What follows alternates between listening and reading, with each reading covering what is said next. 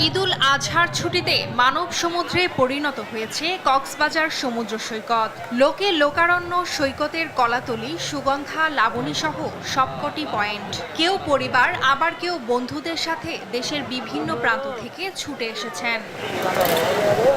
ঘুরতে আসা পর্যটকদের কেউ ঘোড়ায়, কেউ বিচ বাইক, কেউ জেট স্কিতে চড়ে আনন্দে মেতেছেন। অনেকে বিস্তৃত বালিয়াড়িতে ঘুরে উপভোগ করছেন সাগরের অপার সৌন্দর্য। মোবাইল ও ক্যামেরায় প্রিয় স্মৃতি ধারণ করছেন অনেকে। তবে গরমে অধিকাংশ পর্যটকই স্বস্তি খুঁজতে সাগরের নোনা জলে নামছেন। আমরা রাজশাহী থেকে আসছি, কক্সবাজার এসে আমাদের অনেক অনেক ভালো লাগতেছে। ঈদের পরে এখানে আমরা 3 দিন যাবত আছি, অনেক মজা হইতেছে। আমার পরিবারের প্রায় 21 জন সদস্য আমরা আসছি সবাই। বিচে আইসা গোসল করতেছি, খুবই ভালো লাগতেছে, প্রকৃতি খুব সুন্দর। গভীর নিম্নচাপে টানা বৃষ্টিতে ব্যবসায়ীদের পর্যটক সংখ্যা থাকলেও রৌদ্রোজ্জ্বল ঈদের ছুটিতে ধারণার চেয়েও বেশি পর্যটক আসায় কক্সবাজারে প্রাণ ফিরেছে।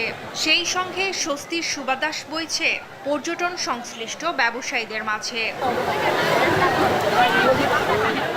এদিকে জ্যৈষ্ঠের খরতাপে উষ্ণতার সাথে বাড়ছে সূর্যের প্রখরতাও।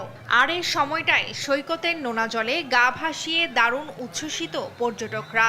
তবে তাদের নিয়ন্ত্রণে বেশ হিমশিম খাচ্ছেন লাইফগার্ড কর্মীরা।